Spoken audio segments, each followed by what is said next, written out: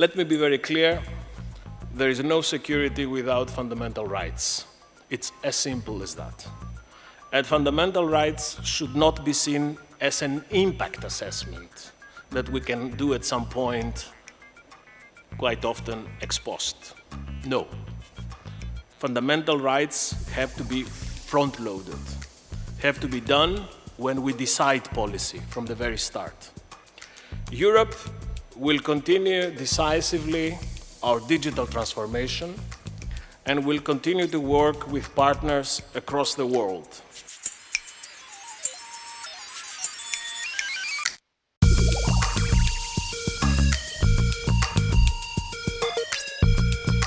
Three billion people on the planet will come online in the next decade. What will that mean for you? Tech issues are no longer about tech, but about society, democracy, and culture. How do we build a truly human digital world? What would a decentralized, pluralistic internet beyond the rule of corporate giants and governments look like? And is it possible to build?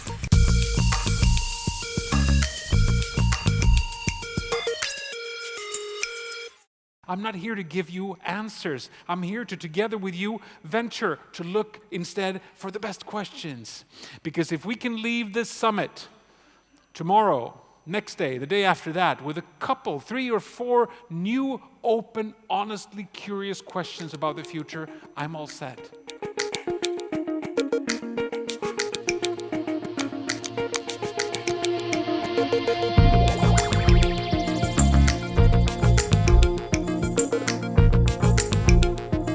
Planet Earth is undergoing a phenomenal change in terms of how technology is giving us new possibilities. Positive and negative. It's a double-edged knife. So you very rightly said it before. I think that we have to take our responsibility to be the authors of our own digital constitution. And so far, we're not doing it.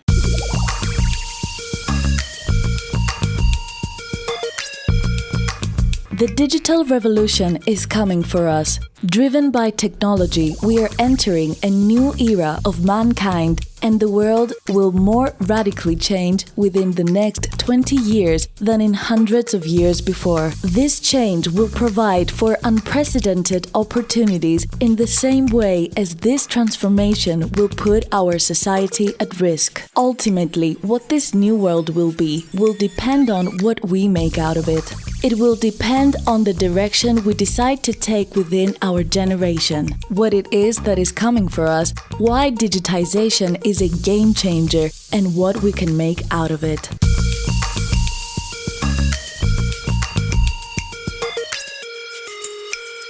All it requires is enough of us to be interested in helping to shape a world, to design a future that is worth living in, rather than just being consumed by all the shallowness these devices can bring, and then find out we were too busy with really weird things, rather than creating a future that we all would like to live in.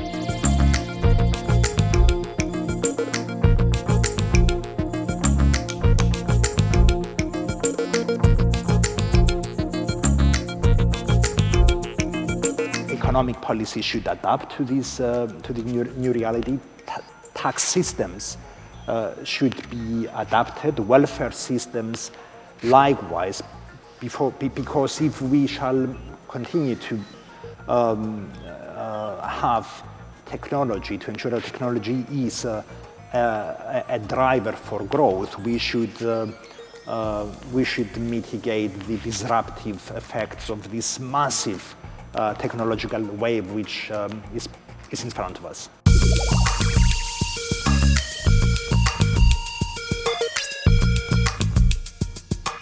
Today, we have more computing power in our pockets than NASA had to send man to the moon. We have a global voice that was once the preserve of only the wealthiest. But we are faced with a rate of change that continues to accelerate. Will we thrive or simply be replaced?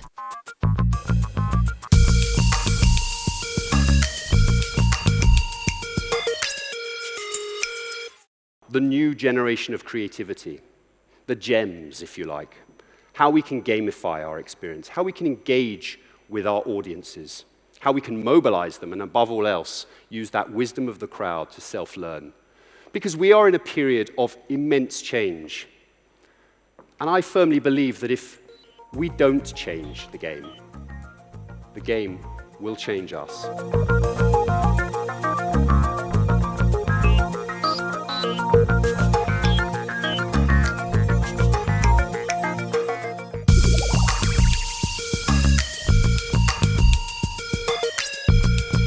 Business success is about relevance. Understanding what customers want and how best to connect our brands and businesses with these needs is how we survive. But what if the new modern consumer has fundamentally different values than ever before? What if our cyber behaviors have rewired our real-world expectations? A digital agenda is not about technology, it is about the people it shapes.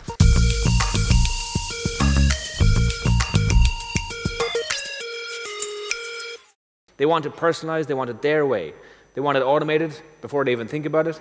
It has to be real and genuine. The peer-to-peer piece, that's how they operate. Your brand has to be brought to life in a storytelling way within the peer network to actually exist and be authentic and be real. It has to be an experience, preferably a shareable one, and you have to have emotional links. If you can take those values and somehow reflect them back to today's consumer, you win in the race for relevance. And that ultimately is what it's about.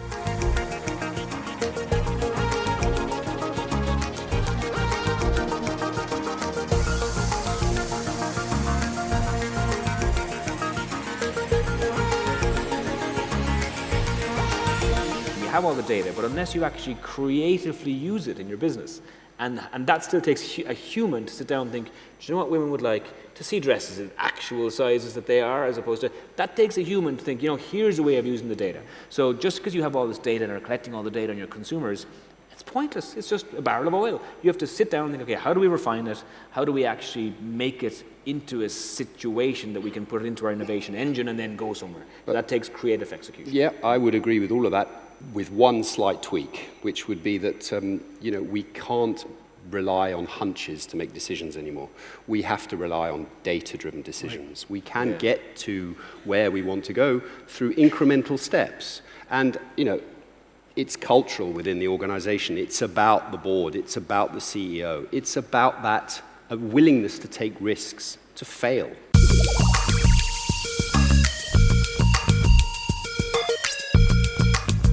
5G has been described as a game-changing technology, making headlines around the world that it will actually change our lives. The latest G to be added to the mobile network evolution is promising to allow fleets of driverless cars to navigate our streets and surgeons to perform operations remotely. In 2019, 5G technology became reality in several countries around the world, with Cyprus expected to follow suit sometime in 2020.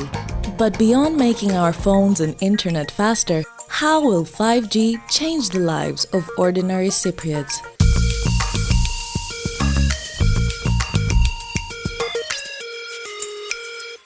There are very big differences between 5G technologically and 4G.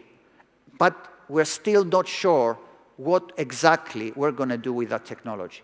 The market will create the demand, and the technology will just be a tool, together with everything else that is going around on the fourth industrial revolution, that will create new use cases for everyone to use 5G. Unfortunately, for some people, it is not a 5G apocalypse. Actually, our expectations of the radiation levels following the launch of 5G is that it's going to be less radiation than what we're currently having.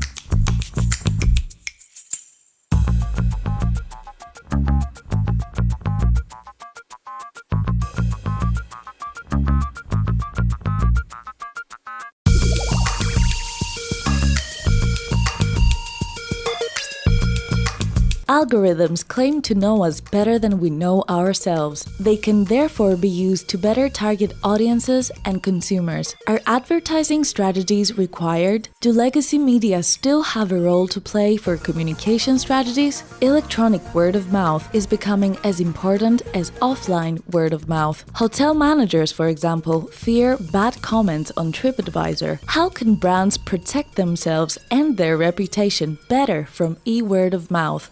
Consumers today expect everything to happen with just one click. How can brands keep up with this?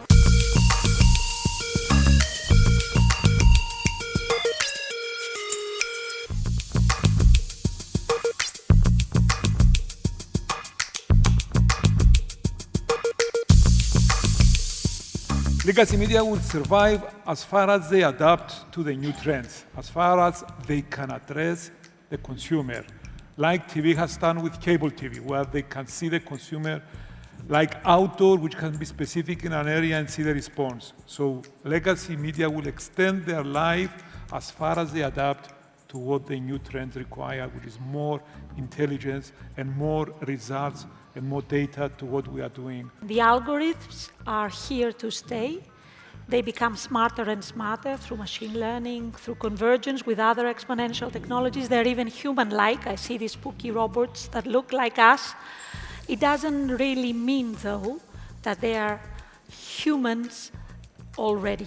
Traditional media is here to stay until our preferred channels or our preferred expectations from the channels change. For the time being, I agree with Anastasia today, there is a big impact for media, for the global signage part in marketing. They are here to survive at least for the coming 2-3 years. However, once our behavior change, media will change too.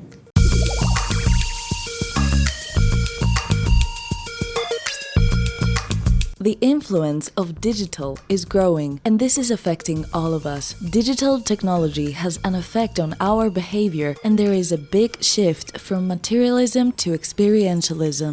Companies are adapting their strategies and collaborating not with media, but with influencers, micro-influencers, talents, personalized content, and hyper-targeted campaigns. In the end, it's all about connections. Is the era of the influencer over or just evolving?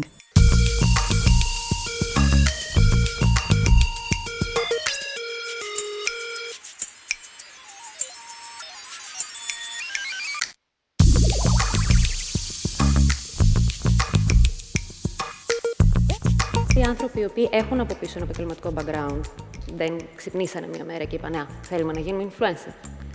Μπορούν να το υποστηρίξουν πάρα πολύ καλά, να δημιουργήσουν πρωτότυπο content, γιατί στην πραγματικότητα ο κόσμος ο οποίος μπαίνει στα social media δεν βλέπει απλά μια ωραία φωτογραφία, θέλει να δει ένα story, ένα σενάριο από πίσω.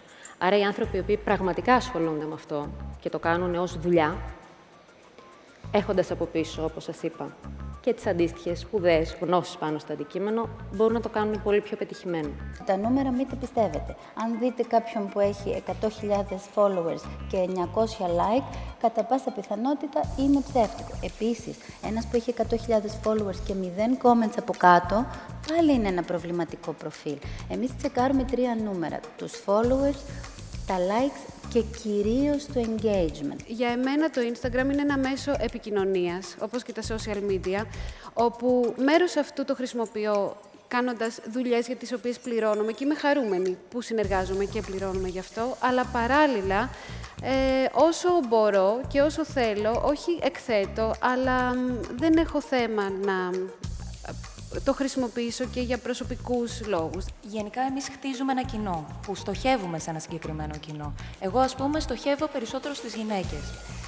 Άρα, με το να ποστάρω content το οποίο πραγματικά τους αρέσει και τους ενδιαφέρει, τότε τις έχω πιο πιστές σε εμένα. Επίσης, παίζει πάρα πολύ μεγάλο ρόλο η ώρα. Να ξέρω σε τι ώρα ποστάρω, ότι ο κόσμος μπορεί να δουλεύει, ότι ο κόσμος μπορεί να είναι, αν θέλω να απευθυνθώ σε πιο μικρό ηλικιακό κοινό, ότι μπορεί να είναι σχολείο, μπορεί οτιδήποτε. Παίζει πάρα πολύ μεγάλο ρόλο το consistency και φυσικά παίζει πάρα πολύ μεγάλο ρόλο η ποιότητα εικόνας.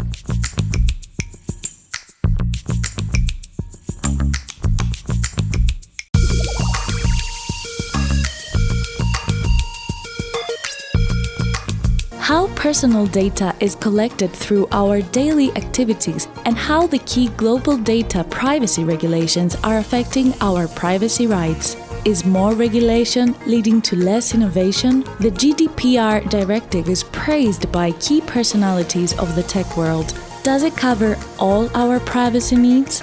What are the key deliverables for all organizations to ensure that they comply with the regulations, and how and where technology can help?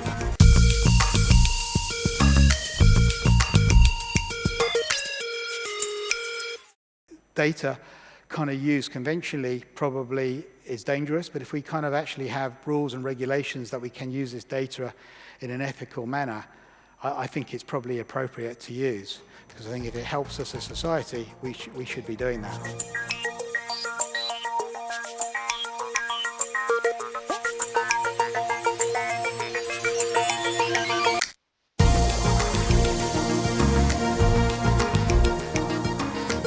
GDPR is a start, but the future of AI will lie with the jurisdiction that manages to impose a moral code for the limitations of artificial intelligence. How far do machines dictate to humans?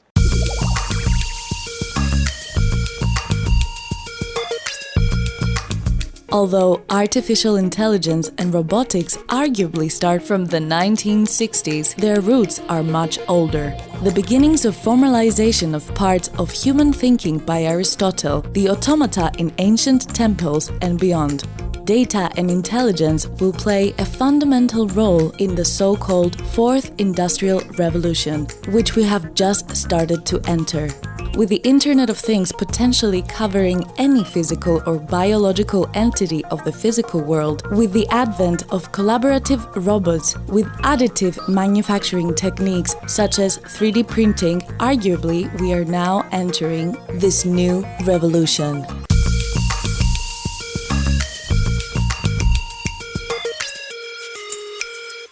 The more humanity gets all of these technological capabilities to do things that 200 years ago we could never even have dreamt of, the more this becomes relevant.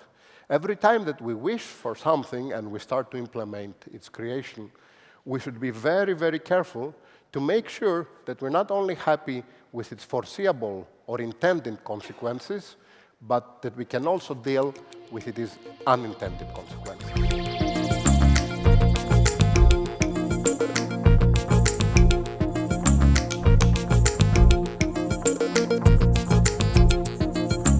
The topic of fairness and transparency in machine learning algorithms. How should we think about that topic? How advanced is the field in that topic? What are the challenges that we have remaining in this area? The way to do this is we talk about systems that are fat. They're fair, accountable, and transparent. So in order for the human to trust the machine and really take the greatest advantage of the machine, it needs to understand that the decisions that are being taken are fair, and such that the machine can be held accountable for its behavior. But there also needs to be a level of transparency. The economy will change. And definitely, a lot of roles that until today have been customary will cease to exist. So the answer for me is very easy. Education, education, and education. People have to be educated.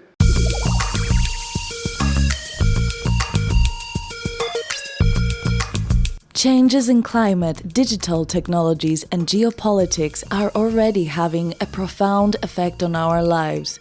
We need to act on a crucial topic, the food safety and animal and plant health. What is farm-to-fork strategy for sustainable food, the improvement of the consumer information, and the animal health and welfare? How does the healthcare system in the future look?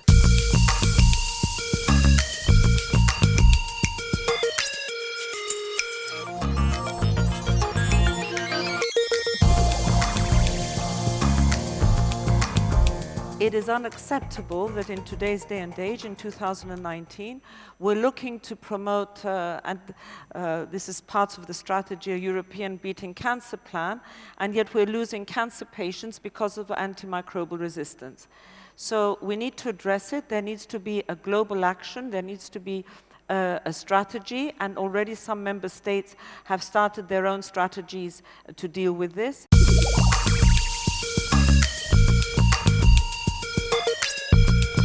Technology grows exponentially, bringing radical changes to our lives at an ever-increasing acceleration. No sector is unaffected, from the human health to the food industry, from transportation to industrial design and production, from cryptography to cybersecurity. Space and the depths of the oceans are the brave new worlds. Fear of social disruption and machine supremacy must be replaced by optimism and the mindset for agility and adaptability.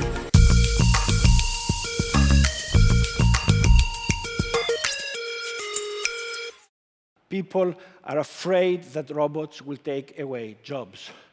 And around the world, there are demonstrations, there are quite a lot of consciousness already that economies must remain focused upon workers and not upon robots. At the same time, the divide between the haves and the have-nots keeps increasing. All the data are showing that it's increasing. Although everybody expected that these exponential technologies will help narrow this gap.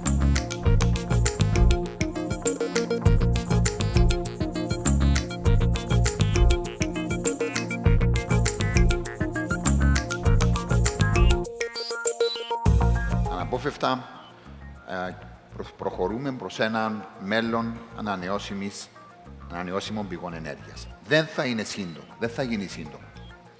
Και το πρόβλημα δεν είναι τεχνολογικό, το πρόβλημα είναι περισσότερο οικονομικό. Τις τεχνολογίες, αν θέλουμε αύριο, για παράδειγμα, να κάνουμε εντελώς decarbonize την οικονομία της Κύπρου, τις τεχνολογίες τις έχουμε. Το ερώτημα είναι πώς να το κάνουμε χωρίς να χρεοκοπήσουμε. Περίπου την τελευταία 30 ετία, το 85% των καινοτομιών ξεκίνησαν μέσα από papers, τα οποία παράχθησαν μέσα στα πανεπιστήμια και μέσα στα ερευνητικά κέντρα.